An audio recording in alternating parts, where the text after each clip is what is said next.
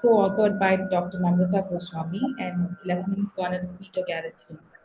I would like to extend a very warm welcome to our distinguished panelists for today's discussion. First, we have Dr. Namrata Goswami, who is an independent scholar on space policy and great power politics. He was subject matter expert in international affairs with the Futures Laboratory, Alabama, and guest lecturer, India Today class, Emory University. After earning her PhD in International Relations from JNU, she worked as research fellow at the Institute of Defense Studies and Analysis, IDSA, in New Delhi.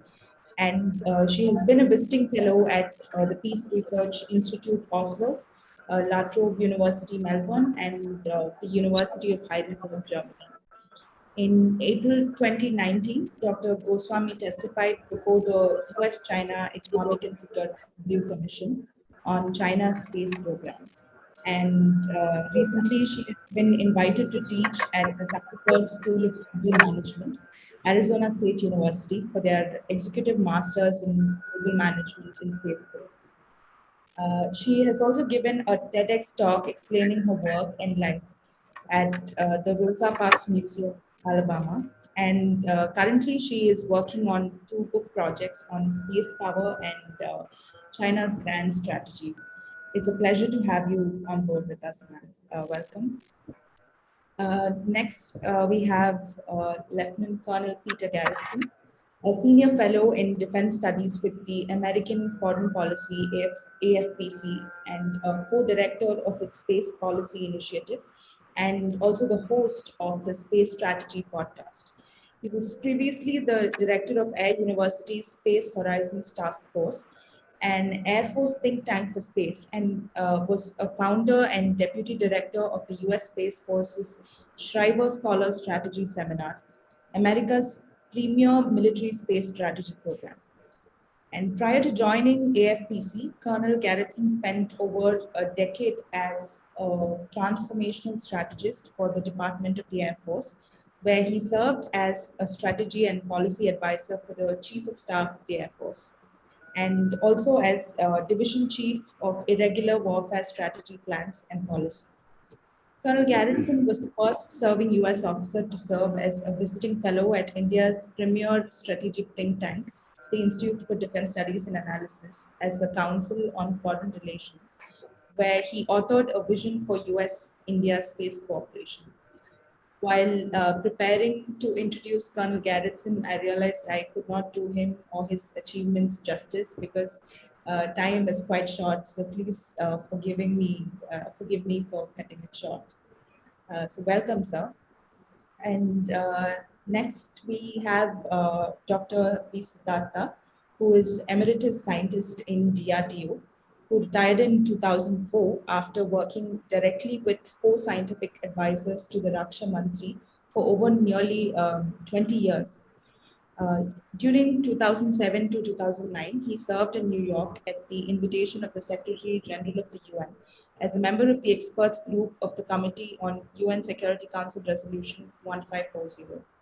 Upon returning, he served from 2009 to 10 as the scientific consultant advanced technologies with the principal scientific advisor to the Government of India.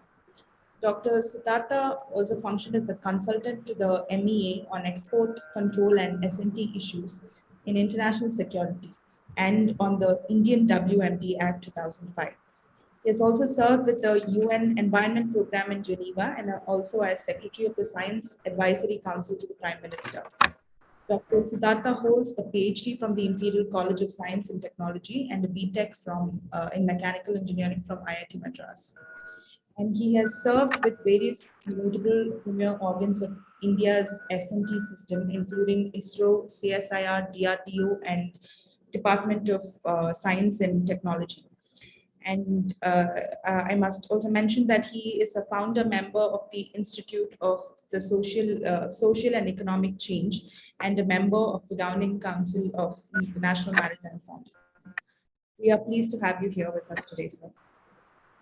And our fourth panelist is Dr. Ranjana Kaur, who is a partner at Dua Associates, a leading law firm in India. For the past 3 decades, her practice area has focused on cross-border transactions encompassing foreign direct investment, exchange control regulations, IPR, and company law, including litigation in Supreme Court, Delhi High Court, and the National Company Law Tribunal. In 2005, Dr. Kaul established a space sector advisory on various aspects, including space security, military use of outer space, global cooperation in context to India, and now in context appropriately harmonizing international space law into national space policy, law and procedures pursuant to the recently announced space reforms. She also provides comprehensive advice to Indian space companies, including space startups, on the entire ecosystem, including policy, regulatory procedures, IPR, transfer of technology, and funding. Dr. Kaul serves as a member and on the board of directors at the International Institute of Space Law, Paris. She has received the IISL Distinguished Service Award 2017 at the IAC at Adelaide. Dr. Kaul is an affiliate of Spaceport Sarabhai, India's first independent think tank dedicated to the study of outer space. She is also a member of the Space and Satellite Professional International, Women in Aviation International as well. Dr. Kaul holds an LLM from the Institute of Air and Space Law, McGill University, Canada, and a doctorate from University of Pune and bachelor's in law from the University of Delhi. It's a true honor to have you with us here today, ma'am. And chairing today's session is Air Marshal Madheshwaran, AVSM PM, Chairman and President of the Peninsula Foundation. He is an Indian Air Force veteran with 39 years of active service and former Deputy Chief of Integrated Defense Staff, responsible for policy plans and force development. We are truly honored to have this abundant pool of knowledge and experience in the panel with us today. And I also welcome the distinguished members present in the audience who have joined us today. And I'm sure we are all looking forward to an exciting discussion. And audience, please reserve your questions for the end, which can either be entered in the chat box or you can use the raise your hand option.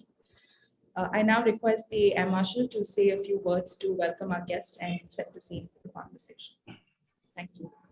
Thank you, Malvanti. And it's a great pleasure to be here to chair this panel. And both Peninsula Foundation and I'm extremely proud of this event.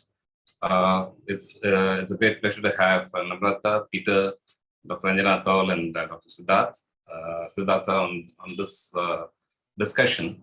And I also see we have very distinguished veterans attending today's event. General Dawa is there, Air Marshal Vatman and General Bajwa, and there are many others, including scientists as well. So I expect a very vibrant discussion after we go through the initial part. What we will do is, firstly, I will request all the audience to keep your mics on mute. And whenever you're participating subsequently, you can unmute it and then go back on the mute again. Coming back to the point, the initial, we will start with initial overview of the book by Peter and Namrata, and both will cover over 8 to 10 minutes each. And thereafter, we will have Dr. Siddhartha giving his comments, initial comments, followed by Dr. Anjana Kaul, her initial comments. And thereafter, we will initiate the dialogue through a question answer, which I will moderate. And then I'll open out to the audience for interaction and discussions. The subject is of paramount importance, and it's essentially, given what's happening today in the world, the Ukrainian conflict is a manifestation of a massive geopolitical contest. And the book that both Namrata and Peter have written virtually indicate that space is not going to be spared. And what you're looking at is the race for space, for resources, will be a transformation of the geopolitical contest into the astropolitics or into the space domain. So on what basis have they concluded that is what we would want to understand. Those of you who have not read the book is an extremely well-researched, very eloquently written and with massive amount of references in that book as well. So it's going to be a great book for researchers who follow and want to learn from that process as well. So without taking any more time, let me invite Peter to take the floor and give us an overview of the book, and followed by Namrata. Peter, all yours. Yeah.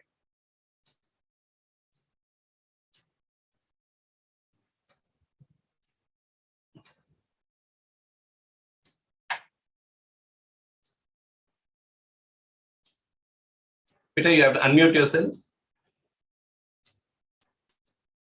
Peter, you're muted. There we go. Sorry about that. The no mute problem. button disappeared on me. All right. So as already mentioned, thank you so much to the Peninsula Foundation for having us to present on our book. And the book is really, as it sounds, it's about what you would consider a scramble for the skies and how great powers appear to be beginning a competition to control these resources. So I really think what we are talking about here are things that matter to the mission of the Peninsula Foundation. So, we are talking about the future of liberty, economic, democratic values, whether or not the future is going to be ruled via transparent governance and economic freedom, and whether or not, it is going to fall under some type of banner of constitution and democracy, characterized by liberty and justice, or whether or not it will fall under autocratic powers that that look very differently. And so certainly part of my hope is that this book will bring greater attention to powers like India that I think can make a difference in what sort of future humanity has out in the beyond. So you've already met my co-author, and for those of you who might want to purchase the book, there is a discount code directly from the publisher, Roman, there. And so essentially, our thesis is that great powers are beginning to compete for the resources of space. And why are they doing it? Because they have an expectation that it might alter the relative balance of power. So what is actually in our book? Well, we introduce the concept and scope of space resources in the first chapter. In the second chapter, we talk about the general importance of roles, myths, and strategic culture. And then there are two chapters sort of devoted to the United States. What were the foundations in the epistemic community? Where did these ideas, first originate, and how are they conceived? And then in chapter 4, we get into, how has this actually expressed itself within US policy and programs. Then the next chapter deals with China's strategy and resource ambitions. And the sixth chapter deals with India's strategy and resource ambitions. And we think this is probably the first comprehensive look at India's space enterprise to include its civil, military, and commercial ambitions, as well as sort of what was the state at the time a couple of years ago when we looked at it with India's new space sector. The seventh chapter looks at how middle powers like Luxembourg and UAE in particular are important into how the great powers play the game and what they're doing in order to sort of move the ball forward and create norms in favor of resource utilization. And then in the end, we sort of concluded, observing that we do think we're seeing such a race. What would it look like? And we provide a number of scenarios that I'll touch on briefly before handing it over to Namrata. So, basically we start with something very similar to a realist paradigm where top states seek to improve their relative position with respect to another and pay attention to opportunities which would affect their relative balance of power. But the middle powers try to keep everybody sort of on track so that they can moderate and benefit from the great power activities. And so, we use a bit of Kingdom's model, which is sort of the simple box in the middle. And we look at how two states, would separately perceive opportunity as well as, the problem of competitor interests. And so you might have a leader nation that acts on opportunity to get ahead, and then you have another nation that acts out of fear of losing relative power. So our process in the book was to essentially trace how elite discourse moves to policies and law, and moves from policies and law to funded programs. And so that's our process trace. And we sort of try to say that there's sort of a Pascal's wager here that if no such scramble turns out, and you have failed to invest, then you're sort of in a sorry state. Whereas if a scramble is imminent and you've prepared, you're better off. So there are a number of key concepts and terms that the book goes over. We spend quite a bit of time discussing space resources themselves, what they are, what their scale is. We talk about strategic culture. We introduce a new term called strategic trauma that we think creates a historical bias in how strategic culture sort of examines and processes the world. We talk about concerns over resource nationalism and territoriality, general things about the global order and the international system. We use the term great powers and middle powers. We use this term space expansionism and space development in the context of economic development. So the first part is all about the geostrategic importance of space and its resources. So, we basically make the point about the connection between economic development and efficiency of production, and that these are not, the military and civilian realms are not separate, but militaries are embedded within economic systems. And thus, countries that excel at producing civilian goods and services tend to also be good at producing military force, and that the level of economic development strongly predicts military effectiveness. And, we make the point that it is not necessarily actual outcomes, but the expectation of outcomes that shape the issues and determine the politics, and that if people define situations as real, they are real in their consequences. So the potential to impact the relative economic power of nations. So central to balance of power is the idea of relative economic growth. And when realists tend to try to rank great powers, they look at the size of population, territory, resource endowment, economic capability, and so on. And production basically comes down to land, labor, capital, infrastructure, and the energy to transform it. And so therein, the resources of the solar system, it has just an immense opportunity to change everything from the size of population and territory, certainly to resource endowment and to economic capability and military strength. So, if the total world GDP is about 100 trillion, and these are some other big numbers, that's just for context when we talk about what is expected to happen. So, the estimates for the space economy, not including space resources, for the most part, are about close to 3 trillion in the 2050 timeframe. But China, which is banking on space resources for its moon economic zone, is expecting a $10 trillion, and that's larger than India's economy today. So the material resources include the moon, the near-Earth objects, of which about 20,000 near-Earth objects have been discovered, and there are likely tens of millions of smaller ones. They include Mars and its moons, and of course the asteroid belt, which contains 1.1 to nearly 2 million asteroids larger than a kilometer, and millions of much smaller ones. And so all this gets into a broad cislunar econosphere that we can talk about in the question and answer session, but it's important to realize individual asteroids can vastly exceed $1 trillion. And in fact, there are 830 asteroids that we know of that are valued over $1 trillion, and at least 500 are valued in excess of 100 trillion, with one in particular, 16 Psyche, being in excess of 100 quadrillion, which is 1,000 trillion. And so to give you an example of what this means, the asteroid belt alone is thought to collectively have 700 quintillion, which is about 100 billion for every person alive today on Earth. and the carrying capacity of the asteroid belt, would allow an in-space population to exceed, into the trillions of people. It's also extremely wealthy in terms of power.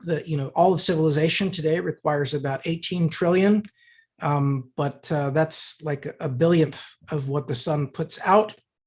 And even within geostationary orbit, you could easily go about 6 times what the whole world would require. And that can be important for climate change and our long-term energy requirements, which we can come back to, which gets to sort of this competitive vision of mining the moon and asteroids to build this global green energy system of solar power satellites, as well as to use those resources to build in-space habitats that can support trillions of people, which is the role of some of our industrialists. And so, these merge with in-space manufacturing to build very large things, and the idea of exponential industrialization, all of which leads us to, what the United States has done in policy via formalizing its public laws to allow asteroid mining, putting it in a deep space vision, putting it in an executive order, encouraging international support for the recovery and use of space resources, and putting it in the national space policy that extraction and utilization will be part of it, including the new Biden that specifically calls out space-based manufacturing and the recovery and use of space resources. It's also, discussed in a very minor, fashion in the Space Force Doctrine. And of course, there is the vision and the state of the space industrial base, of this support and defend commerce mission. So let me just skip over these and I'll end here. So we deal with several geopolitical scenarios, depending on which state grows the fastest. And of course, we do have one in which India is on top, Space Raj.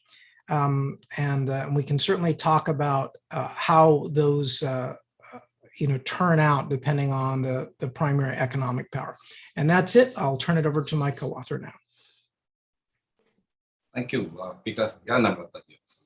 Yes, thank you, Air Marshal Matheshwaran, the Peninsula Foundation, and Madhu Banti for doing such an excellent job and hosting this panel. And I'm really honored actually to be with Dr. V. Siddhartha and Dr. Ranjana Paul. I've learned a lot reading their work and speaking to them. And so thank you for gracing us with your presence. So before I get into, in the 10 minutes that I have, as to a few of the chapters and what they argue, I think it's critical to realize that the methodology that we utilized was basically to look at, first of all, intellectual epistemic community conversations on space resources.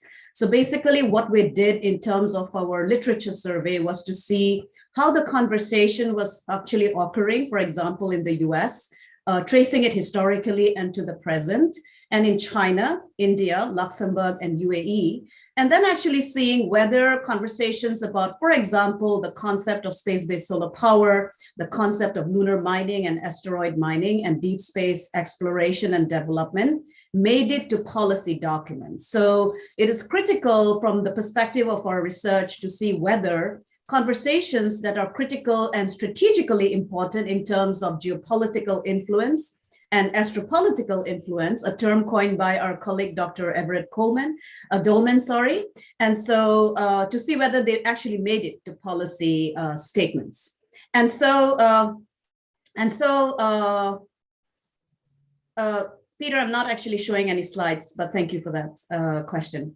And so what is important is that once you see such concepts making it into policy document, then what we investigated was that whether these particular policy document statements were funded and were included in institutions. And Peter can tell you a lot more about the US space policy and programs.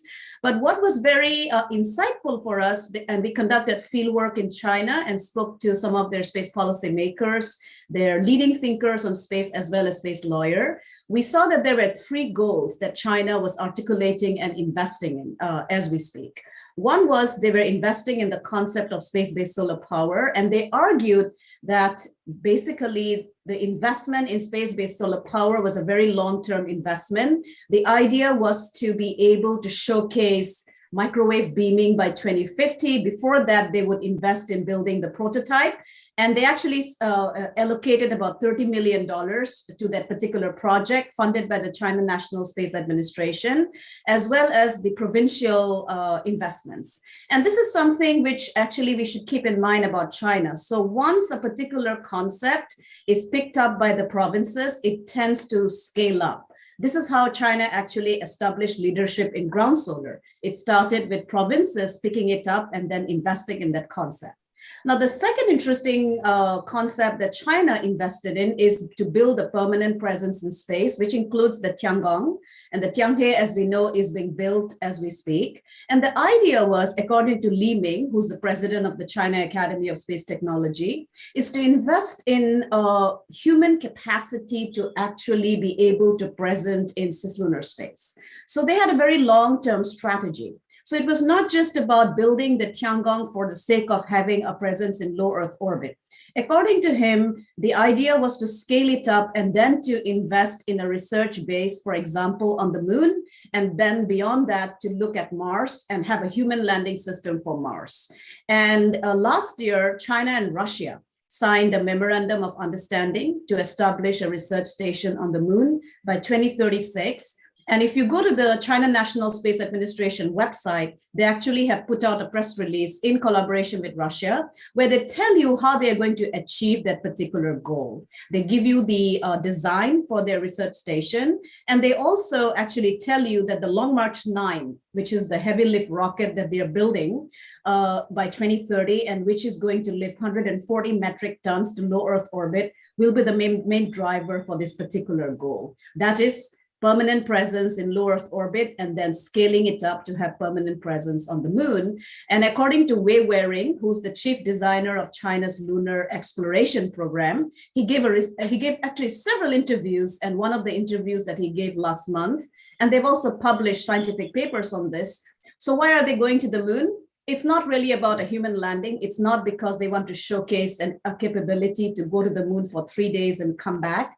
It's about resource utilization, and some of the resources that they hope to actually find and extract and use for space development are water ice on the lunar South Pole that can be used for rocket fuel and for supporting human life capability there. And second, helium-3.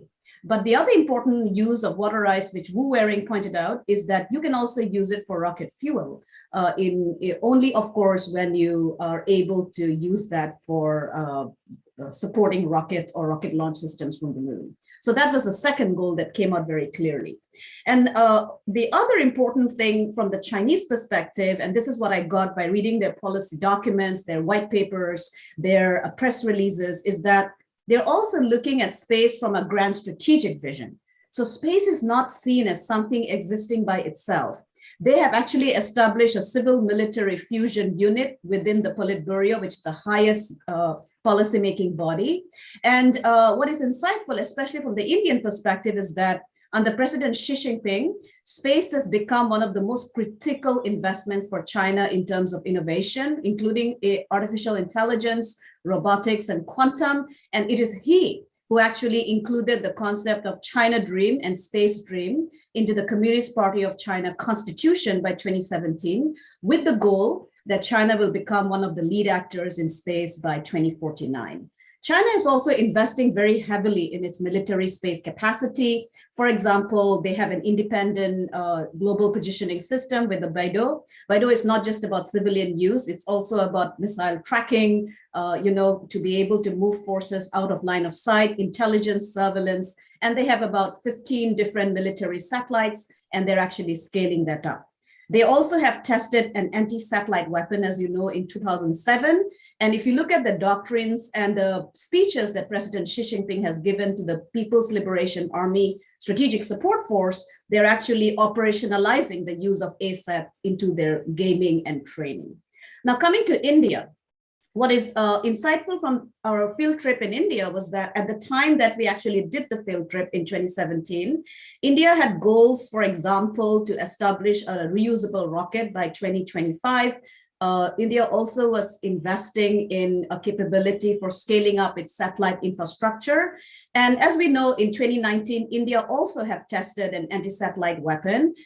In my perspective, as a signal to an adversary, we can say it could be China, to ensure that there is an understanding that if an adversary decides to either jam or destroy an Indian satellite, India has the capability of counter-space weapons. Now, the most insightful conversations we had in terms of India's space program, and which is also what we saw in China's space program, is that both countries are also trying to commercialize their space activity. And so, as you know, recently India has established the Indian Space Agency, has been supporting their commercial space entities, including their new space actors. At the time we actually conducted the field work, this particular institutional structures were not in place. And many of the complaints we heard from the new space companies was that this leads to unpredictability and also the lack of regulation. But since then, and since the book has been published, India has actually gone ahead and established such institutions.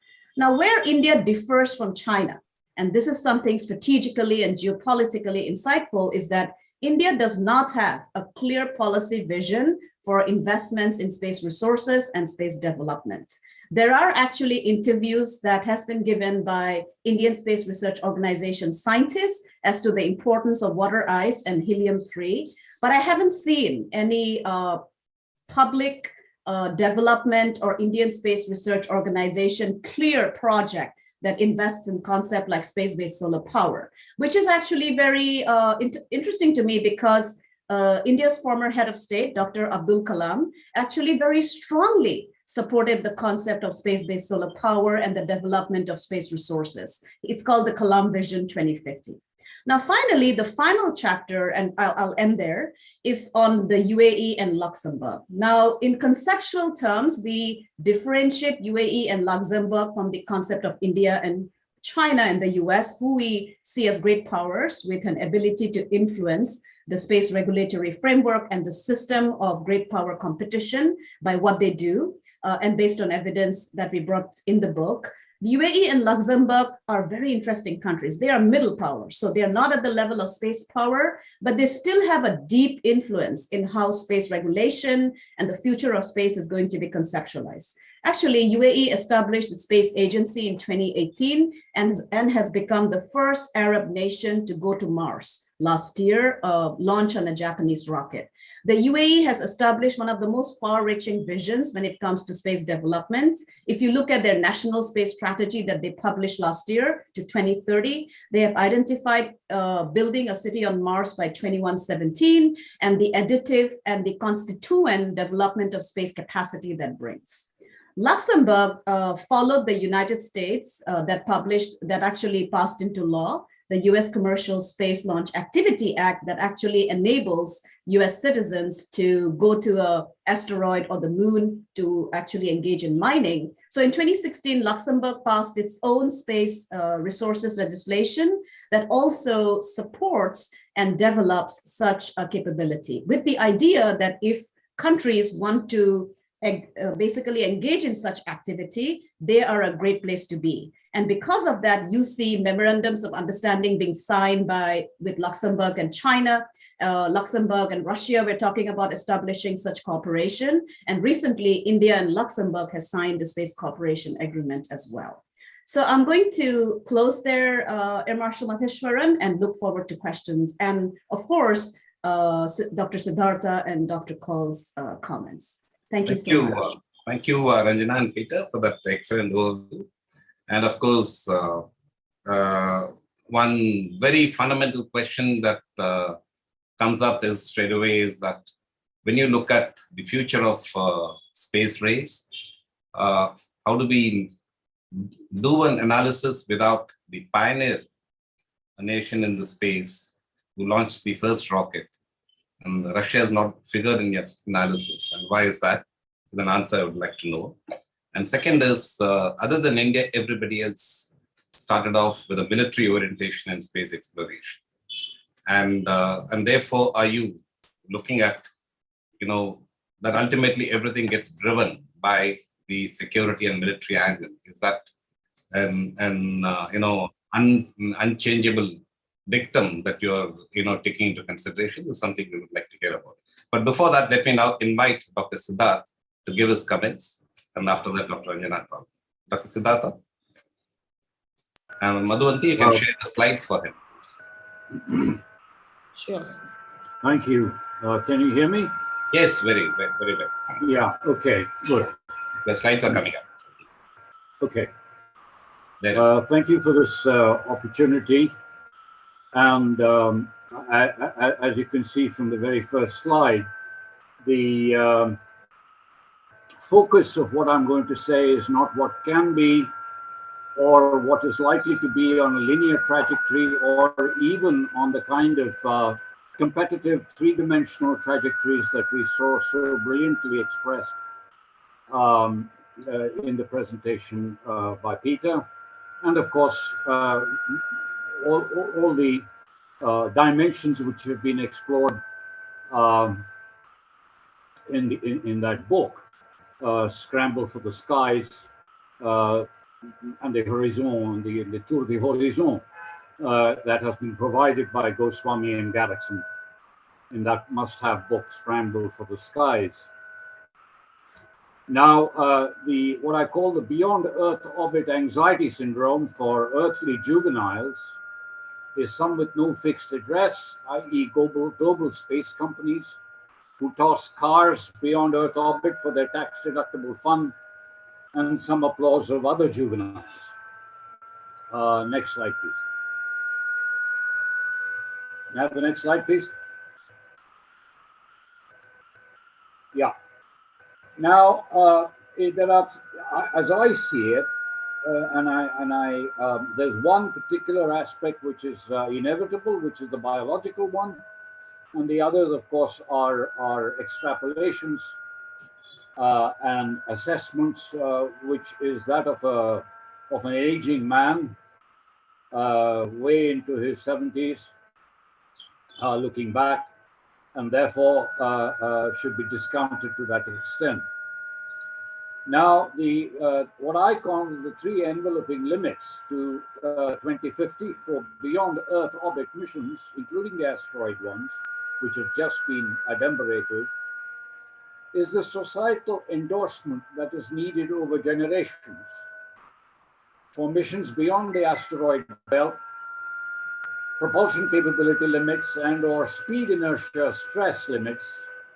There's also theoretical limits to autonomous self-repair of spacecraft, imply the need to ensure constancy of socio-political endorsement of the fulfillment of mission purpose over at least one full Earth generation. And we've already seen that. Those who were involved from the United States in their Jupiter and Saturn missions have already retired, and the results therefrom are being analyzed by their children, who are now in those positions of middle management positions in NASA. The second one is demography. The youngest engineers in space-related enterprises of Russia, Japan, and Korea are in their early or late middle age, which is one of the reasons probably why we haven't heard too much about Russia, and are getting to be so in Europe. Now, non-white immigration from China and India will be necessary to compensate for declining numbers of aging working age populations of North America, and the native pushback against such immigration is already manifest. And please note that we're talking about 2050 here. We're not talking about the next 10 years. And then, of course, there's values. Those immigrant scientists, engineers into the United States, particularly from non-Judeo-Christian civilizations of China and India, will not necessarily endorse as voters or buy as taxpayers the otherwise danger of falling behind. Behind who? China? India? The of US and European BEOs this anxiety of saying that otherwise we will be number 2 or number 3 and China will get ahead of us. So, oh my God, we have to do something. This is something which is actually I would say a degenerate form, if I might use that word, from the kind of anxieties which motivated the US space program and the whole creation from NACA to NASA and so on after the Sputnik, the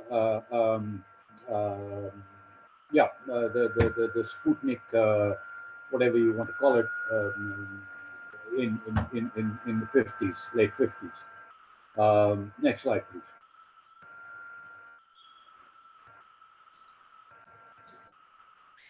Now, it's not as if the American, I'm going back to those perpendicular, I mean, the 3-axis show or that Peter made, the 3-axis diagrams that he developed and showed. Now, it's not as if there are not parts in very, very important components of the American elite, particularly in the sciences, but also in the arts, who have not actually questioned the trajectories into which the American space program has been moving, particularly after having won the Cold War, having won the space war by going to the moon first 50 years ago, and then afterwards having won the Cold War, and now having lost every terrestrial war that the United States itself has started since the Second World War by its own admission in Vietnam and various other places, Middle East, Iraq, West Asia, and the reluctance to get into anything involving Ukraine. Now, the American Academy of Arts and Sciences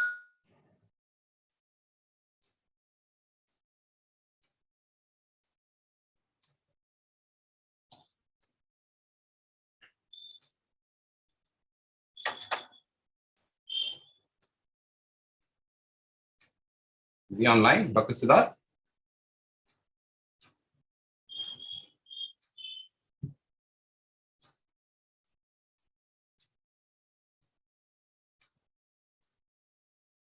Yes.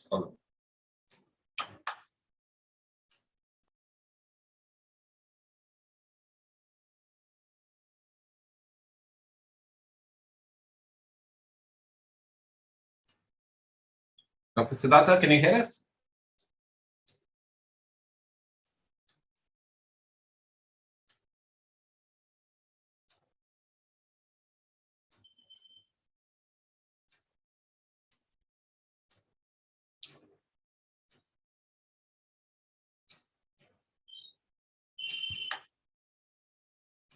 Okay, I think Madhuvati, just show the next slide, and thereafter I think probably wait for him to come back.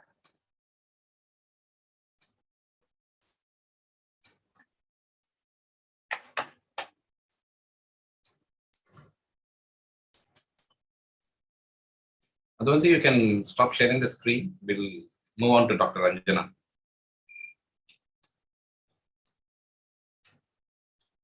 Yeah. Dr. Ranjana, all yours. Yes. Well, thank you very much, Air Marshal, and for Peninsula Foundation to have invited me. And it's lovely to meet old friends, Namrata and Peter, whom I met before when they were researching on this. And of course, Siddharth, whom I haven't met in the longest time now. But thank you, Namrata and Peter, for this wonderful book. It's truly kind of a ready reckoner on the entire narrative as you have unfolded of how it all happened. And for me, what has been fascinating is to understand how a political construct is evolved by using various sources, including speeches that may have been made way before there was any, I was fascinated that President Kennedy's speech is now being used to support the moon project for the Americans. But of course, that is something that all countries do. dig up whatever they can to somehow conceptualize. He's come back again. I think I've just gone off this because there was a problem hearing. Are you able to hear me? Yes. Yeah, we can hear you. I think by it's the way. because Siddharth is not on mute. Okay. No, I'm all. Let me get it on mute. Okay. Okay. All right. So in any case, this I found extremely fascinating. I recognize some bits of it that we see off and on all the time over here as well. But be that as it may, I was looking at this entire narrative and I could not help thinking about the parallel, or we only have that which has happened from from 1958, was it, or 59, when Sputnik was launched, immediately followed by the Atlas A by the Americans. So ever since then, I have been tracking that historical event, because you're also giving a lot of, how it has evolved sort of. And I see a striking similarity, but also a dissimilarity, where there were two space powers, equally powerful powers, who decided not to go the bilateral agreement way, because by their very definition and nature, bilateral agreements are shaky constructs, no permanence, and one can take off without a warning and have the element of surprise in their favor to do what they wish to do. And they chose instead to go to the UN mechanism, in fact, establish new institutions, the QUAPUS and the USA, and spent 10 years negotiating threadbare every single article which is in the Outer Space Treaty. And all the way through this, there were those two superpowers. Today, there are still two superpowers. One that appears to want to rise to being the global superpower, and the only one, and the other which is trying to keep itself in its position of being the superpower. Now that Russia is no longer on the scene, but certainly Russia is an adjunct now with, I think Russia, China, North Korea, Iran, all of them together you would have to consider as one sort of mechanism, so to speak.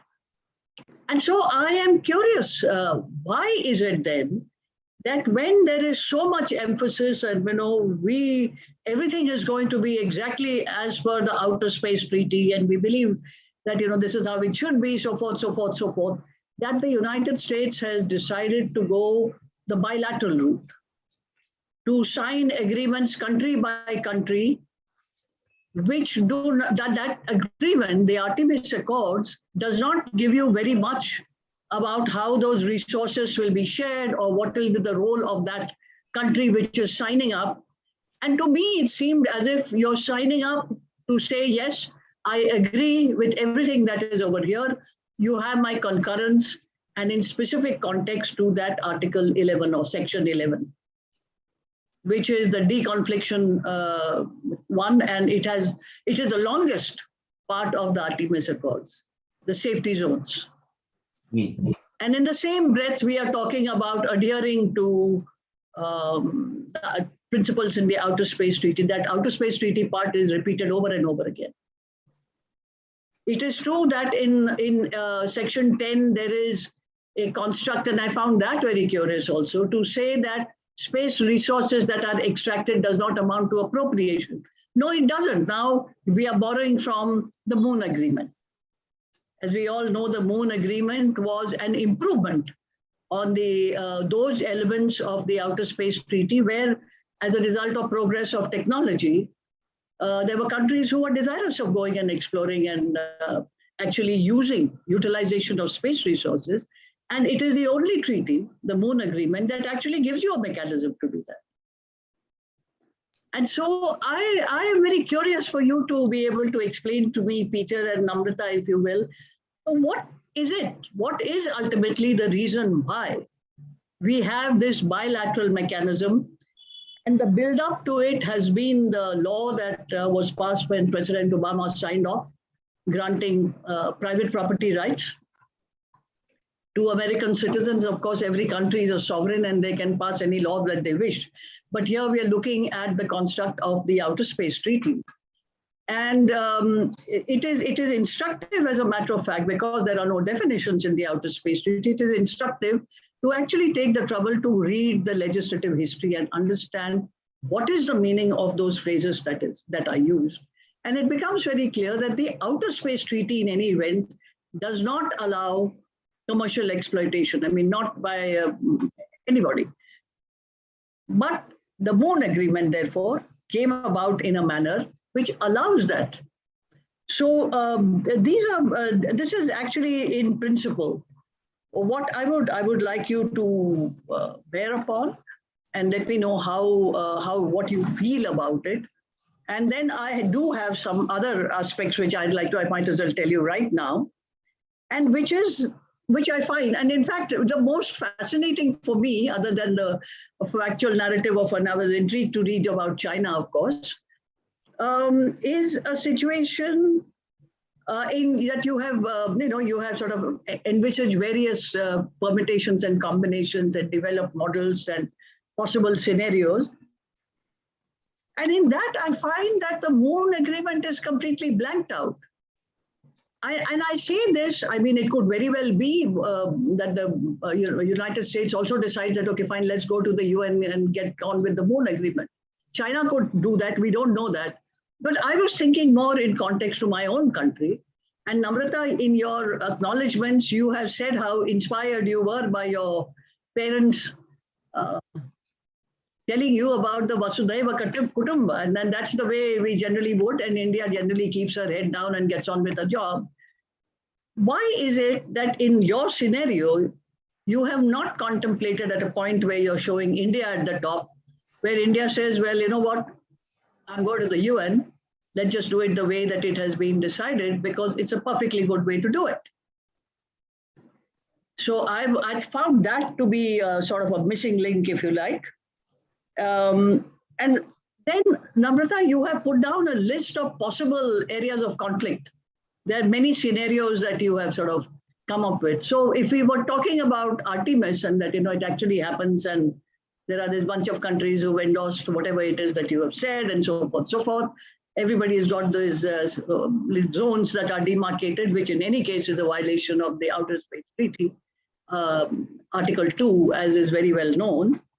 It's a different thing when you say that the resources that are extracted for utilization, commercial utilization, is not appropriation. This is correct.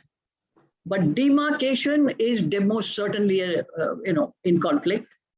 And so in this, who is going to be the sheriff? I mean, sheriff of city Luna, if you like, or country Luna. Who's going to be the arbiter who will decide what's right and wrong? What happens then to countries that don't sign up Artemis? And finally, where you are talking about Cislunar, my understanding of Cislunar is everything that is between the Earth and the Moon. So this contemplates Earth and Earth's orbit, which is where we are just now. There are 80 countries that are accessing space, more than 80 perhaps. You have just listed at least, I mean, how many? 1, 2, 3, 4, 5 countries. But there are so many others which have, a semblance of a space program, aspirational, and all of that. What happens to this arrangement that we are accustomed to, by which we live our lives? After all, going beyond Earth's orbit requires that spectrum. It requires safe passage. It requires you to have safe passage to come back.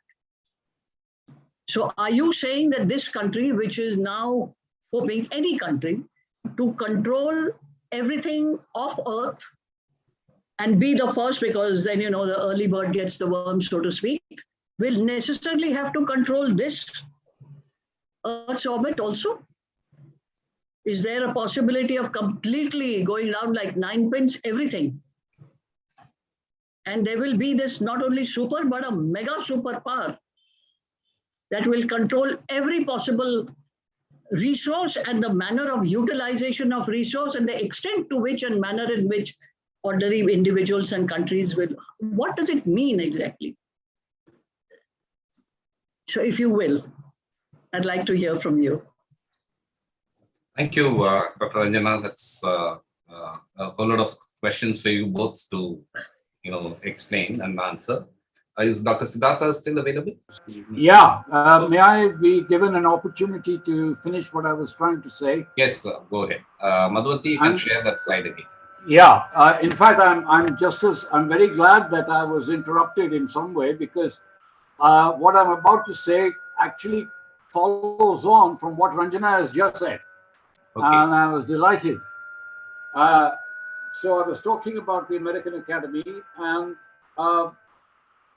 when it said, reconsidering the rules of space project, and I would urge people in America who have not actually read this. I'm astounded that, to the best of my knowledge, and please correct me if I'm wrong, the book simply doesn't mention this at all. This project does not figure in the list of references which have been listed in that otherwise superb book. And to ask the question, why fly people into space, it further asks what the American Academy of Arts and Sciences asked: what is the rationale for a large program of human space exploration? With the rapid growth in robotic and autonomous systems, does the equation for human versus remote exploration require rebalancing?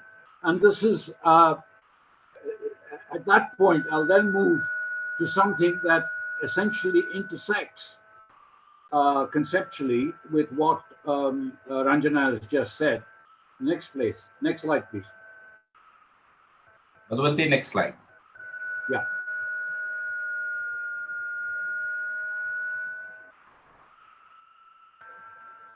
Talking about anxiety, that certainly is the case right now. Let's see. Is the Not next loading. slide on? Or Madhvanti can stop sharing and then share again and bring the fourth slide. And come back to the fourth slide again, please.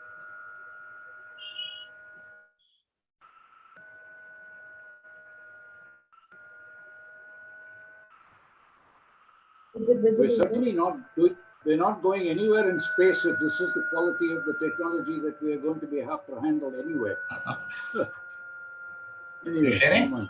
Okay, what I'll do is, Madhvanti, you go off, I'll do the share. I have it here with me. And thank you, Mathi. I'm sorry, I changed. All right, okay. Right, no, almost. Okay, I'll just share it.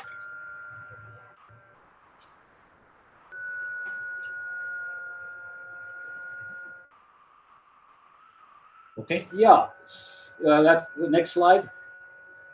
I mean, that's it. But if this anxiety syndrome of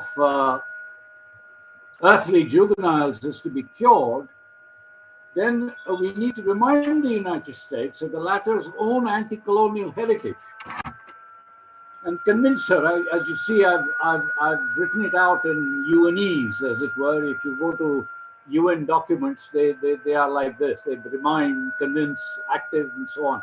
So I've tried to copy that. And you remind the United States of the latter's own anti-colonial heritage and not try to colonize space. Convince her that she has more to gain than lose by the still exemplar leading power in space by abnegating the dominance model for its governance. Be active as an ideational equal and not as a technological superintendent of India and other spacefaring nations of the world. And place the governance of the province of all mankind. It is not the heritage. This is where I agree with the US. It changed the language from heritage of all mankind to province of all mankind. Correct. In the anti-dominance trust of the only global institution that, for all its known infirmities, represents all of mankind, namely the United Nations. Now, this, as I said, that I'm happy of having come after Ranjana, because she was talking towards the end of her presentation of exactly this, accepting within the context of international law as accepted only if the United States accepts it, otherwise not, kind of situation that we now are in. Thank you very much, and that's it. Thank you, Dr. Siddhartha. Very strong observations we would like to hear from you, both the authors. And along with my two questions, I just want to add a point here, is that while the war is going on in Ukraine at the moment, the International Space Station collaboration is still alive and doing well. Am I right? And I think for one of the most successful collaboration between Russia and US has been the International Space Station. And a few years back, when we had one of the track two, you had Susan Hay, Lieutenant General Susan Hay, who came and spoke to us, and she explained that this is one of the fantastic collaborations in between these two countries who are basically adversarial in nature, but now in space it's been. So why would we be looking at a competition for space resources, whereas deep space exploration will mandate a collaborative effort? And as Dr. Siddharth pointed out, certain observations. I think all these are there with you both. Would you like to answer? You can start. Peter first or Namrata first? Emmy, why don't you start? Okay, absolutely. So the first question that Air Marshal Mateshwaran asked as to why we did not include Russia, when we actually applied for the Minerva Research Grant, the scope to how many countries you could include in the period of the 1 year that we got was the reason why we could not include Russia. And so the book that I'm writing on space power and case studies of different nations does include Russia and Russia's space program and how it affects the international system. And I will also be including an analysis of the Ukraine conflict and how space has played a role in it. Now, in terms of Ranjana's questions as to, yes, I have been very inspired all through my life by my father's philosophy of one world and what he taught me. And so also the Sanskrit slok.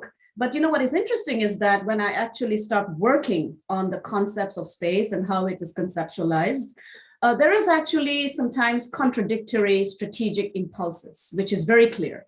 So for example, when you look at the United States, for example, on one hand, as you said, the US is a treaty party to the Outer Space Treaty, or one of the major countries that actually conceptualized it and then gave it to the world, along with the USSR, the erstwhile Soviet Union. And I think the biggest philosophy behind the conceptualization of the Outer Space Treaty, and you would know this so well, was the fear of nuclear weapons. So the placement of nuclear weapons in outer space was a big, big concern.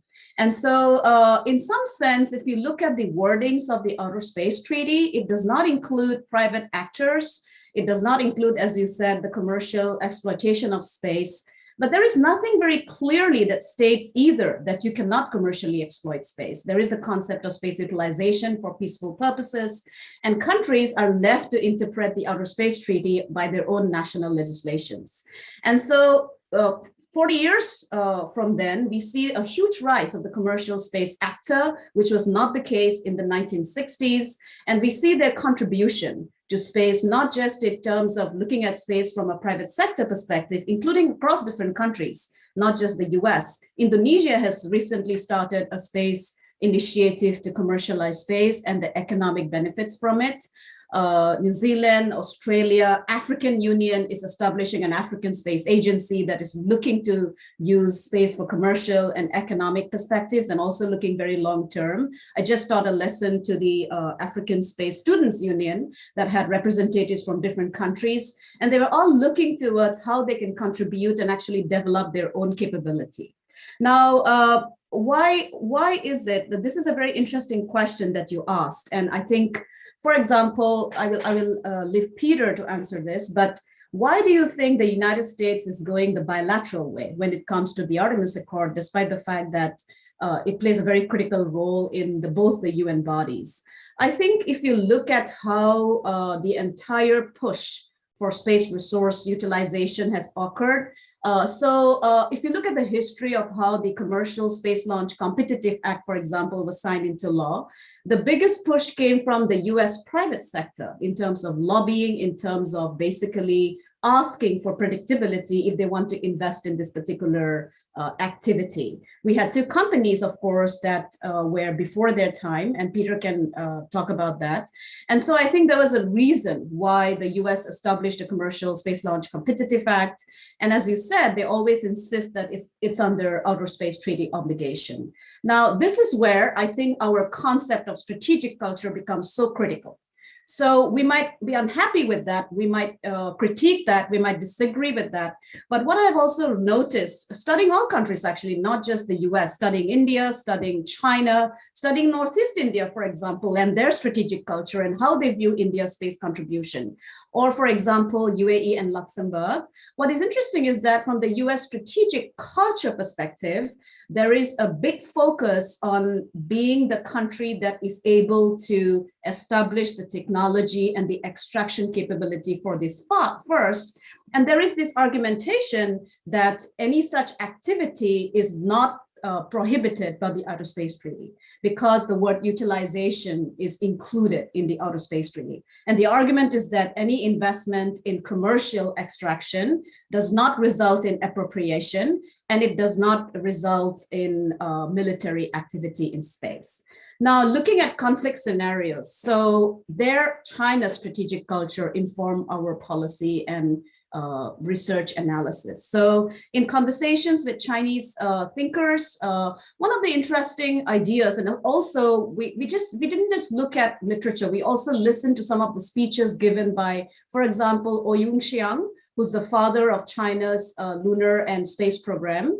And he gave several interviews in which he pointed out that it's very important, especially when we think about a world in 2050, when there will be the utilization of space resources, that China has to have the capacity to be able to be there as a presence first, because by first, it would result in two advantages. One is that it would give China a seat on the table when you decide the regulatory frameworks. And the second important thing, it would actually enable China to be able to benefit their own citizens. And he, in fact, ended with a strategic trauma. He said that you cannot have the century of humiliation repeat back, where you have to take a backseat in the Western-led world order. So in the final analysis, I think why the US is going for bilateral agreements is because it's so difficult to get to any kind of consensus in the UN. And secondly, it is clearly a geopolitical move, a US-led bilateral arrangement, that is the Artemis Accord, vis-a-vis the China-Russia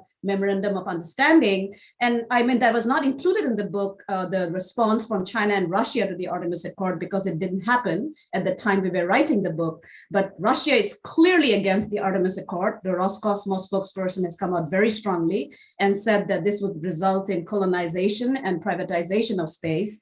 And China did not take an official position, but Goyong Wang, who's China's space lawyer from the National Space Law Center with the China National Space Administration, published an article in the Space Review where he argued that the US commercial space launch and Artemis Accord is not within the Outer Space Treaty. So that is where our book reflected in terms of the difference. And that's why the chapter on strategic culture is critical to understand how countries view space, the geopolitical aspects of space. And that actually contradicts with the arguments that there is the hope that you would collaborate in space. And I mean, you can talk about collaboration, but you also know that there is a 2011 Wolf Amendment that does not allow the US and China to collaborate in space, especially state to state. And so, Peter, I will hand it over to you now. Thank you. Thank you, Namrata. Let me just start with my own explanation regarding why Russia was not central to this book and argument. You know, if you look now and into the future, you know, Russia's economy is significantly behind and expected to be behind other actors from 2030 through 2050. So, you know, whereas India is expected to rise to be certainly one of the top three, and in the span of our book further out, you know, perhaps even, you know, the number one power, Russia is not expected to get above the number 6 spot, right? It is smaller than France, smaller than Germany. And so, you know, while they have a sort of a fleeting moment of capability, it won't be very long before other nations have significantly greater power and influence in space. As we did certainly, when Ranjana asks, could you imagine, a sort of superpower? You could, but I only really see that in one possibility, and that's sort of if China, gets hit. I tend to think that the United States has demonstrated how it behaves when it has overwhelming power, and it keeps an open international and trade system like you see in the Pacific, where the United States Navy, they're not, the sheriff, but they essentially, have been able to keep order because of a preponderance of power till now. And I suspect that if India were in that position, given the sort of values expressed by the Peninsula Foundation, I think we also would not need to worry about a world in space, Raj. I think, it's only in the One Belt, One Road over all scenario where you would still have a sheriff, and it might not be bad for everyone in terms of economic prosperity. I'm sure there would be significant uplift, but the question would be, whether or not those other values that we care about liberty and democracy, accrue in the same manner. So, let me just stop sharing here. So coming back to some other things. So on the one hand, Siddharth, you seem to be, suggesting that the United States, won't have the oomph to continue because of, immigration and socialization and values. And on the other hand, you seem to think that we're going to win after all, and it's up to India to whisper in our ear to restrain us.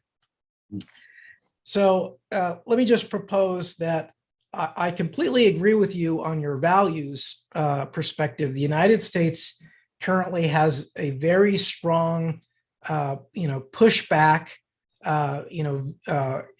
internally centripetal forces, as well as, what it's always had with regard to its space and international competition, a counter tendency to look inward and to, sort of swallow itself and not. But at the same time, it also has a history of sort of rediscovering itself whenever there's stiff competition and moving forward. So we really don't know which of those will predominate. On your assertion that the brown people immigrating are going to change the game, I absolutely disagree. We socialize our immigrants to an American perspective extremely well. And if you look at who are the hawks in our national policy, they are often, Indians and Chinese in our establishment. So I see no hope that immigration is going to do anything but help our nationalism. And I do think, going back to some of Ranjana's questions, that, globally we're seeing a resurgence of nationalism, and I think there is no difference here. Regarding, the Moon Treaty, I am extremely pessimistic. I mean, the last administration was very clear in publicly disavowing the Moon Treaty. I will say that, what I see in terms of the powers that be, in terms of formulating current US space policy, they are industry, and the Moon Treaty is wholly unacceptable to US industry because of its redistributional aspect. And so I think it's more likely that you'd see something very pessimistic, such as the complete, downfall of the Outer Space Treaty before you would see, the rise of the Moon Treaty. To your question, Ranjana, about who will be the sheriff of Luna, my answer is nobody. Who is the sheriff in Europe right now with Ukraine? Who was the sheriff in North America when the great powers of the day competed? Who were the sheriff in South America? Who was the sheriff in the scramble for Africa, or even who was the sheriff when the colonial powers were trying to carve up India, right? I don't think there is a possibility, unless a democratic power such as India or the United States happens to have an overwhelming preponderance of power, and they choose, as they have in the past, to favor an open economic system I think I'm fairly pessimistic about that. If you're interested in this idea of one mega superpower, I think you might enjoy our colleague Ev Dolman's book, Astropolitik, where he sort of lays out the scenario for that. And then to Siddhartha's point about, placing, the governance trust in the United Nations, I will say, I think, and to Ranjana's point about like, why don't we see the United States going for multilateral treaties? I think it is a problem that the United States has in many ways lost faith in the ability of the United Nations to be what it was supposed to be. And I think this crisis in Ukraine, is going to further convince many Americans that the United States, that the United Nations is incapable of playing that sheriff role, even among the most basic things, regarding territorial integrity. So I think it's unlikely, that will happen. I will also say, to Siddhartha's point regarding anxiety, the net effect, of that narrative may be to put India to sleep when it should be waking up. It's very possible that the United States may not be there. They may not be there, or it may be, a secondary actor, in the longer term. And if India waits too long, and puts its power into discourse rather than material investments, the world may find itself in a sorry state to defend the kind of values articulated in the charter of the Peninsula Foundation. I'll leave it there. Thank you. Would you want? Yeah, no, go ahead. Yeah, so I think the question that Dr. Kaul asked is critical, and this is something that I hear in my teaching experience across the world, not just in the US. So the question you asked, which is like, who will be the sheriff, right? In case there is, let's take a scenario where one particular country A establishes a permanent presence, for example, in the South Pole, and country B wants to land there, and there is the denial of landing, or that there is an argument that this is a safety zone, right? So who will actually be the sheriff?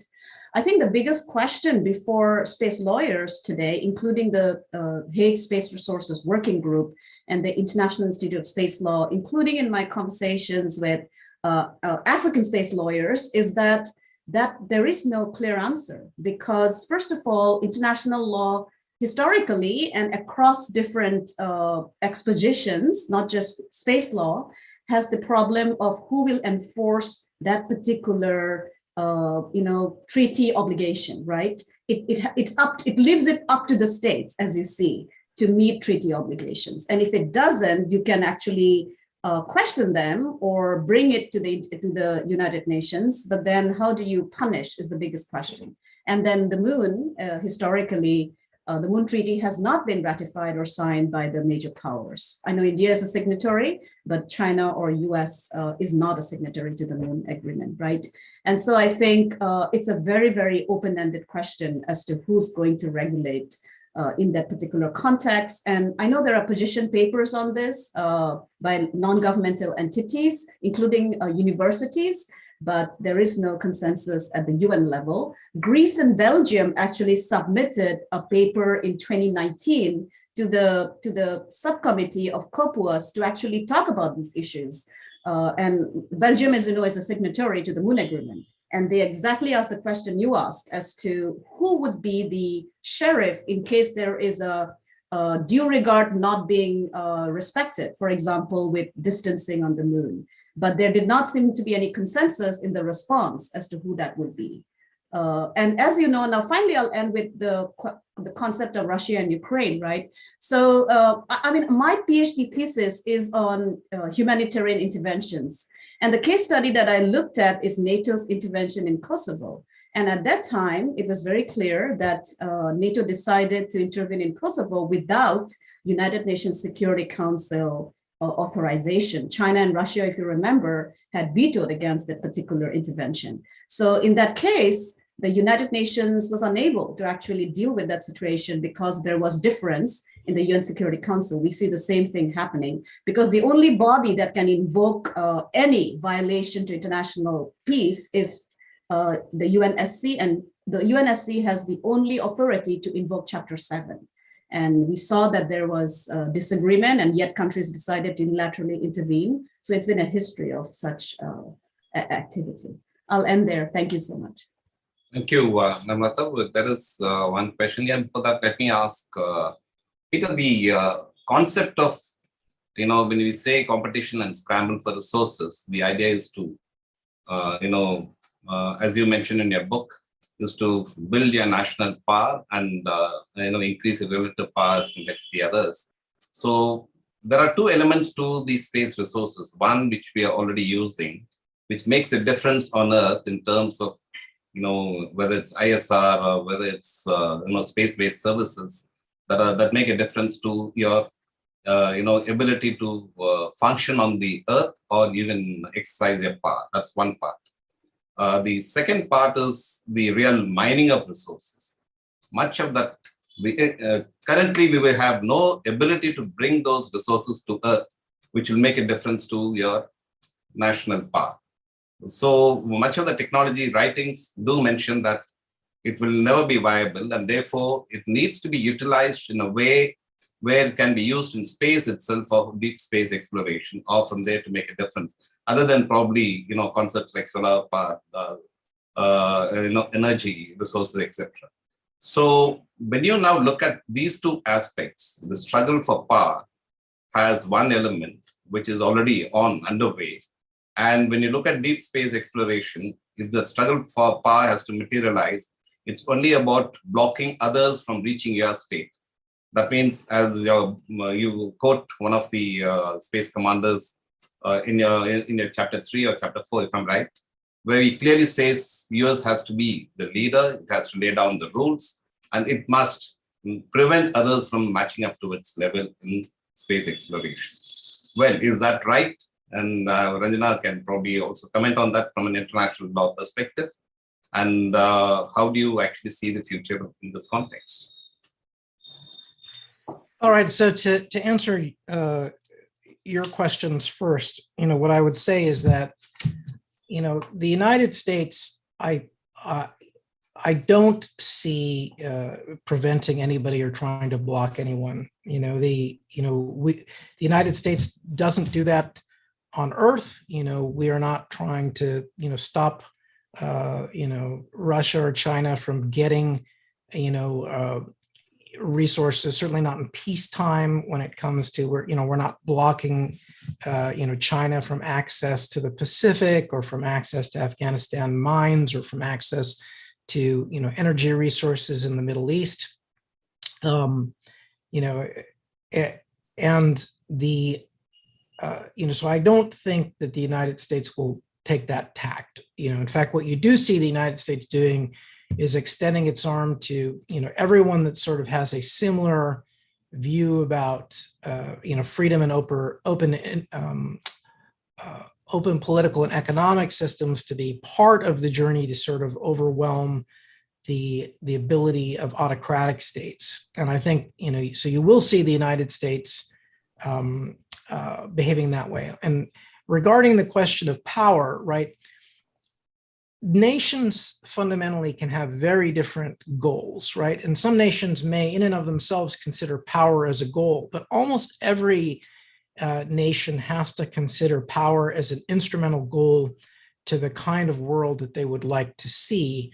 Otherwise, the history of republics has been that they get crushed by other powers. So republics, in order to sort of safeguard a republican system, have necessarily had to pursue power, and usually larger scale, in order to compete with autocratic forces. So I think the actions you will see the United States take will not be around denial. It will be about trying to make sure that as many like-minded nations are on board. But but at the same time, certainly you see right now the existing satellite networks are certainly under threat. And so, the United States, will probably take some steps to try to, protect and counter threaten, just as India took its own actions with its own ASAT. I absolutely dispute the idea that space mining will not be economically viable, or that it needs to be seen in the limited context of space exploration. I think the time where space exploration is meaningful and important is largely past. I think the context in which people are beginning to see the moon is principally, or any other body, is principally economic. I will say, to Siddhartha's point about the triple A and S report, thanks for pointing me to it. I will say I've never heard of this organization. So I don't know how important they are in the U.S. national dialogue. If I've never heard them come up in a policy discussion, but certainly the sentiments they expressed are very typical of the robotic science community, that tends to be very internationalist, that tends to think that we should fundamentally just sort of, space should all be about science, and it should be keep it as a sanctuary. But I think that will be overwhelmed by the sort of considerations that were expressed here by Jayakar, and he said, in terms of economic prosperity, that India may be the third position in its overall wealth, but if you look at the per capita income, it would be a different picture, right?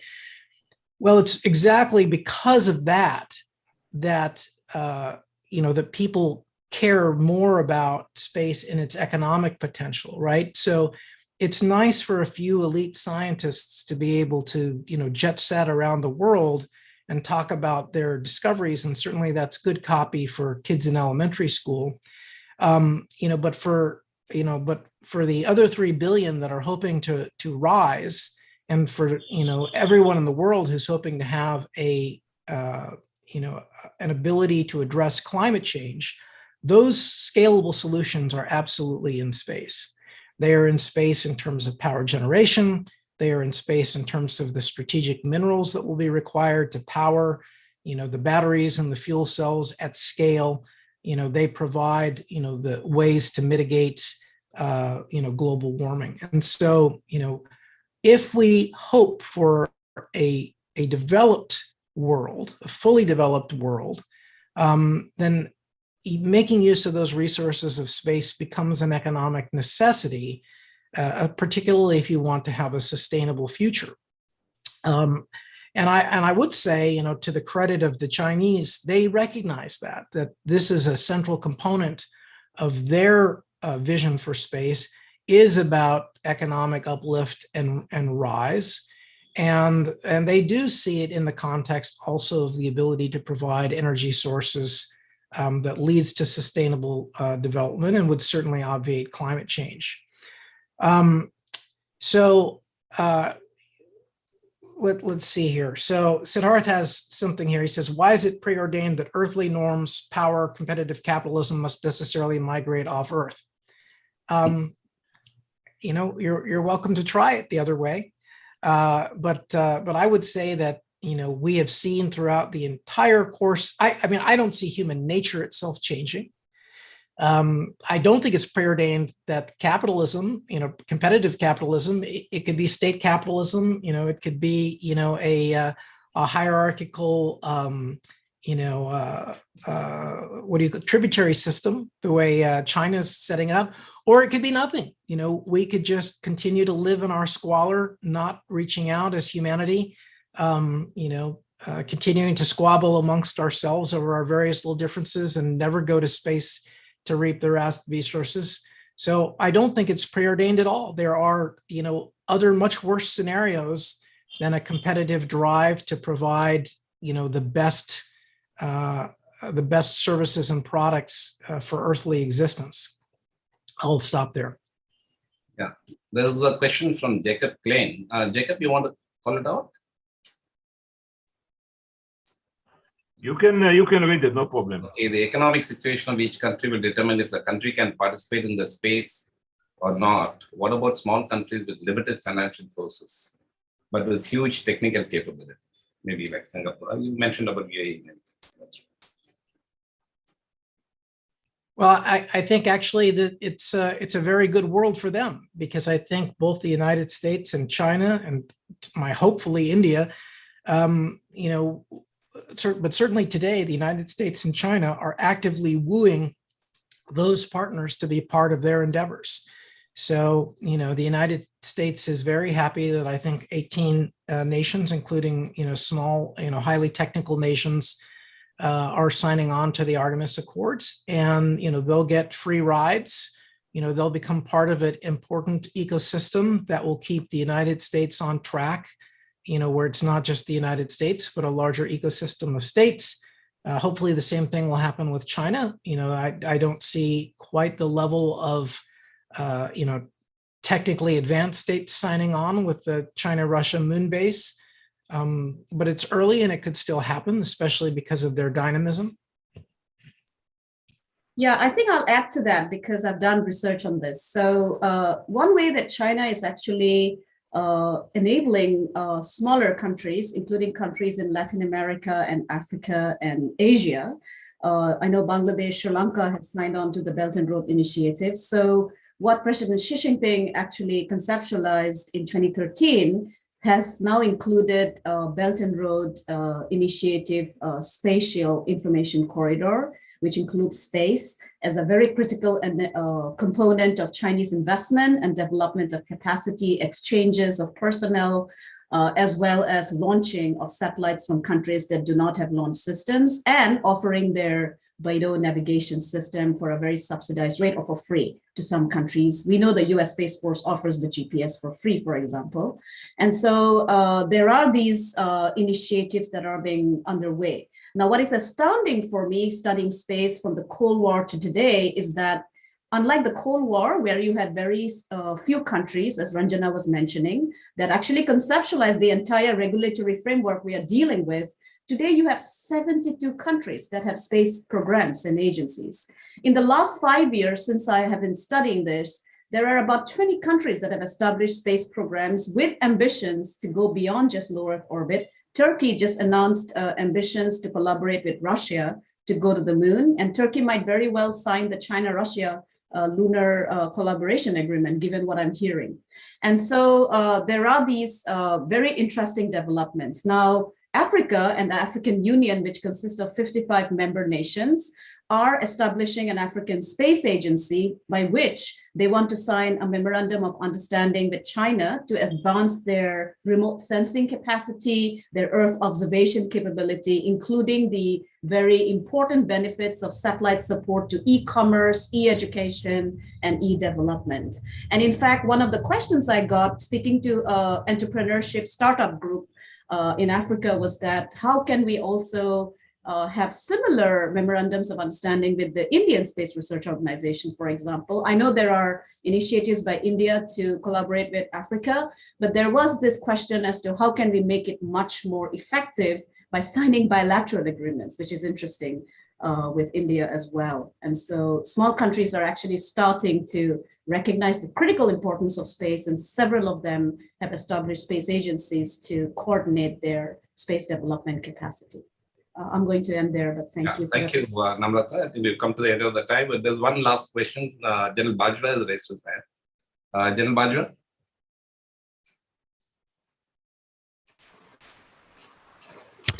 Can you hear me?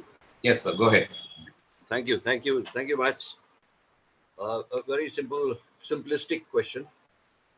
You know, if the exploitation of resources on the earth is any precedent to go by, and you don't expect, as Peter said, that human nature is going to change, how do you say that the exploitation of resources in space is going to be, in a way that it is not overexploited, or it is not misused in some way?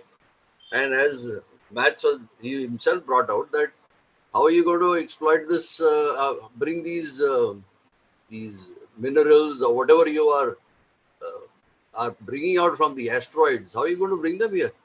Are you tested them? I watched this program on the television BBC very regularly on our universe, and it is most beautiful and interesting to see that how they carry out research and what are the composition of these asteroids, what is the composition of various planets, the moons of the various planets. How are you going to bring that from there to this place? And then if you brought it here and you are not going to use it, are you going to dump it on the earth? You are not very clear what is the composition of what you brought. And where is this waste going to go? So, we might lead up to another climate change in the whole of space. And how are you going to control that? As Ranjana was saying, there has got to be some element of a sheriff or a monitor. You cannot let anybody and everybody go there and have a say. And I mean, I would counter Peter saying that, if you don't go and venture out into space, you're living in squalor. I would recommend that he sees his BBC program on going back to the wild. There are people who just give up everything and want to go away and just be in nature without exploiting nature. So, there are people who are ambitious and may want to go out and exploit those resources, but there are some who don't want to burden this the earth by over-exploiting or even putting in any waste over there. So, thank you. I think I'll respond to that. So just in terms of how do you regulate? So, General Bartua, thank you for the question. I think there is some kind of echo. I think your mic has to be muted so that. Yeah. Okay. Sorry. Yeah. Go ahead. Yeah, thank you for that. I think, for example, in terms of regulating this activity, you already have conversations, very serious conversations on this from the Hague Resources Working Group, which actually has also the contribution of China as a member. And so what they're trying to do is to ensure that it does not lead to the exact activities that happen on Earth. For example, as you pointed out, the idea of overexploitation.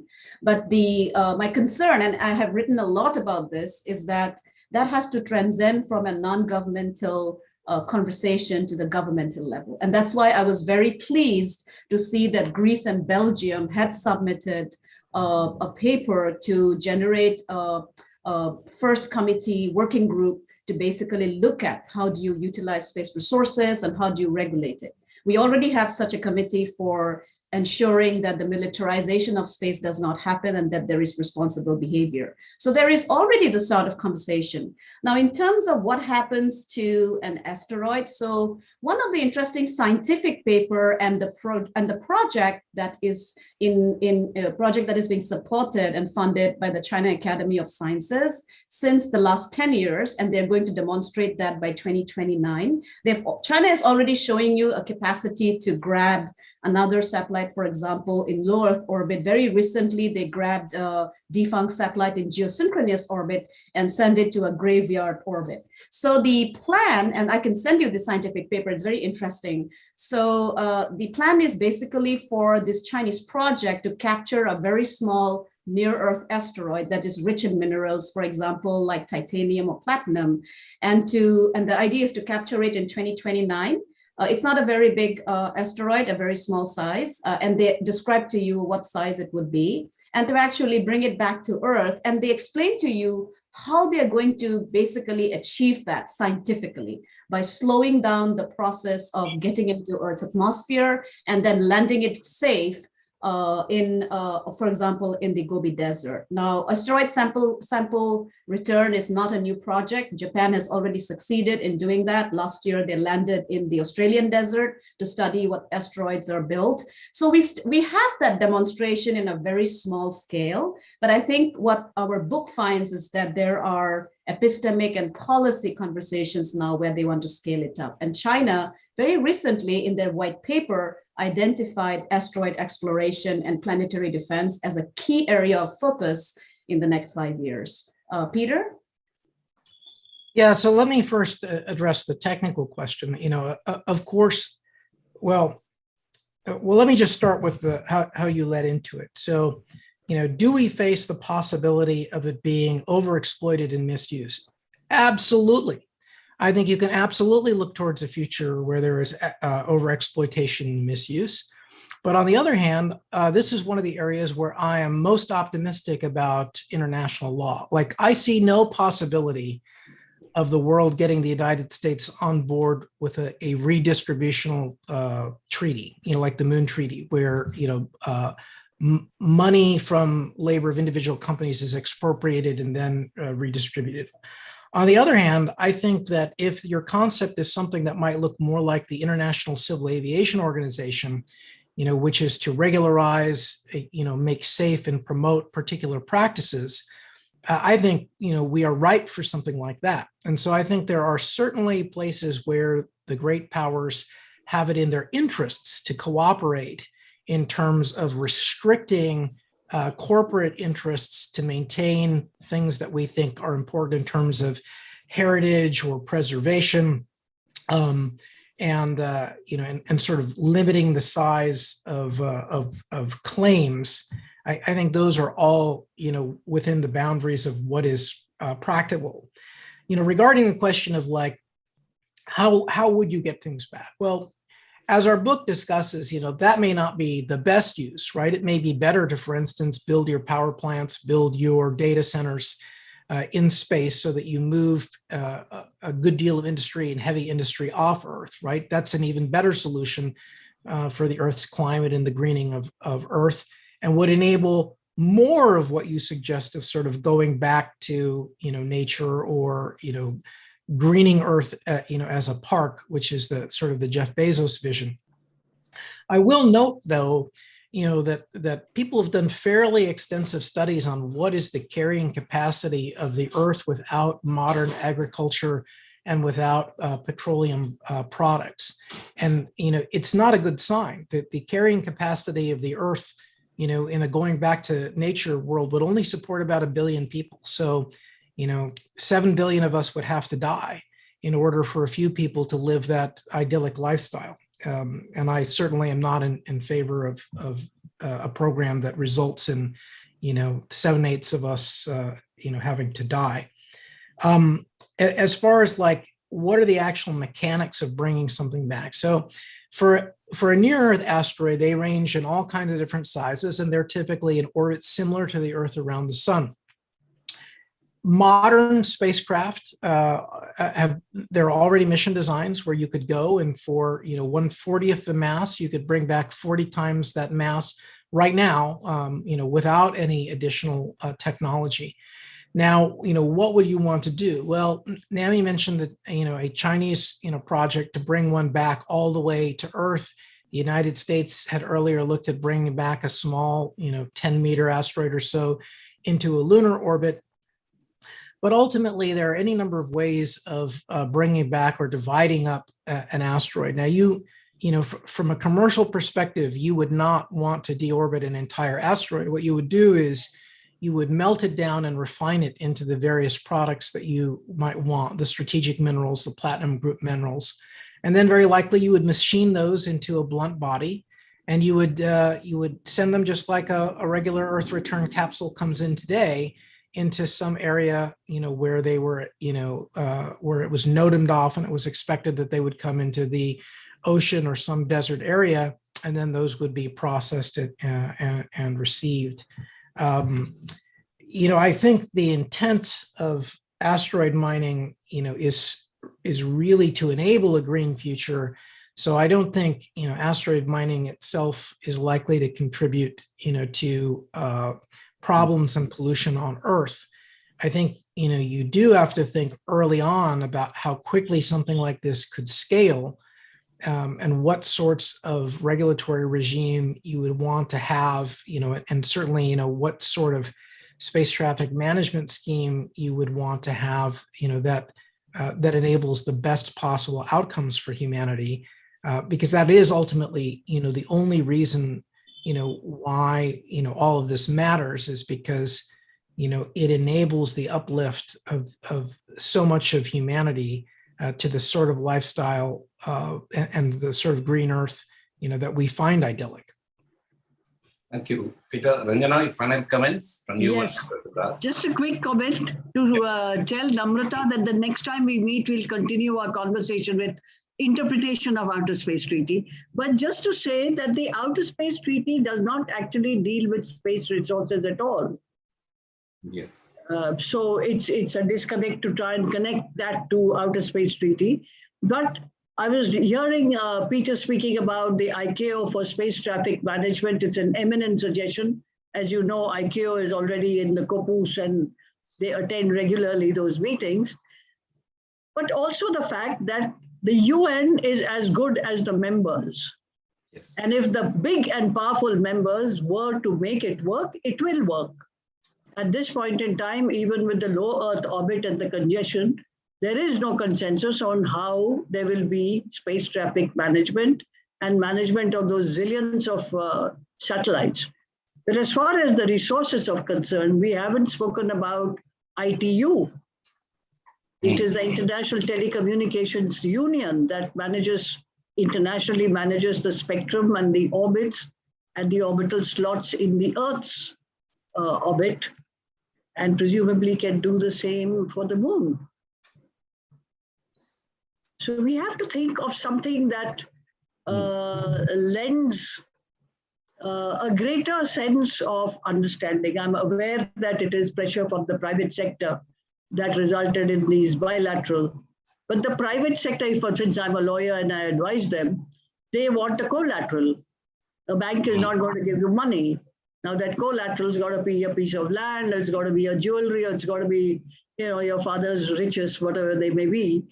But the point of the matter is, what is the collateral for raising that money to go to the moon? It would have to be land. And it is not constructive possession. It's a case of possession in, as a matter of concept. Then that gets into conflict. Yes. It's a sort of chicken and egg. But anyway, we're going to carry on speaking about this when we meet Namrata and Peter. Yeah, I have a quick conversation. I know this is so, and precisely that is why they argue that the Outer Space Treaty, since it does not talk about space resources at all, does not prohibit it. So the interpretation of it, right? Now you're using the SS Lotus logic.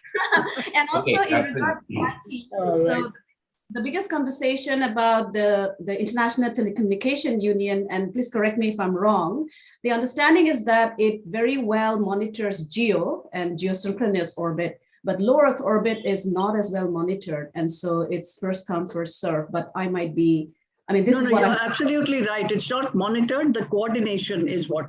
International coordination. It's a first come, first serve, and it's a coordination mechanism actually. Yeah. So Dr. Siddharth, would you like to now come in and give a final comments?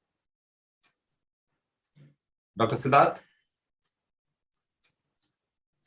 Doesn't seem to be there. Anyway, okay, fine. So we've already overshot significantly. This is a great conversation, and I think we need to have another session as well. But it's been a very interesting one. Thank you, Peter and Namrata, and Dr. Ranjana and Dr. Siddhartha as well. I must place a few, just one comment is that ultimately the power comes into play. That's the hard reality. And exploration will also get dominated by countries that can invest, who have the capacities, both in terms of technology, in terms of resources, in human resources, in terms of investment capabilities.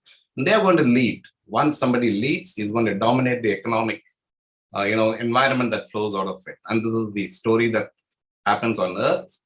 And space may not be an exception, as both the authors have pointed out as well. And we look forward to more interactions on this. Thank you so much for this wonderful interaction today. And congratulations on an excellent book. And we look forward to more from you both. Thank you, Peter. Thank you, Namrata. Thank you, Dr. Ranjana. And thank you, Bye, Peter. Madhavanti, you can do the closing edits. Thank you. Thank you all for the opportunity to speak and interact. Thank you, sir. Thank you, sir. It was a very illuminating and an interesting discussion of the endless possibilities and also the politics that is being opened up by this new kind of space race. I'm sure the book will give us better clarity on the ambitions and the capabilities of the great and middle powers. So please read the book. And if you haven't noted down the discount code, please reach out to us. We'll get it from Colonel Garrettson. So on behalf of the Peninsula Foundation, I would like to express my gratitude to our distinguished panelists, Dr. Namrata Goswami, Lieutenant Colonel Peter Garrettson, Dr. Siddhartha, and Dr. Ranjana Kaur, for spending their valuable time and sharing their knowledge and expertise with us. I would like to thank Air Marshal Madheshwaran for bringing together such an interesting discussion today and also for taking the conversation forward. And of course, I also would like to thank the audience for showing for their participation and showing interest in our event. And I hope you all enjoyed today's discussion and hope to see you at another interesting event soon. Thank you. Thank you, Madhavanti. Thank you. Thank you for having us. What an honor. And Thank you, Namrata. Yeah, it was a pleasure. Thank you, Peter. In Delhi this year, so we should catch up. Thank you. Yeah, that's right. And we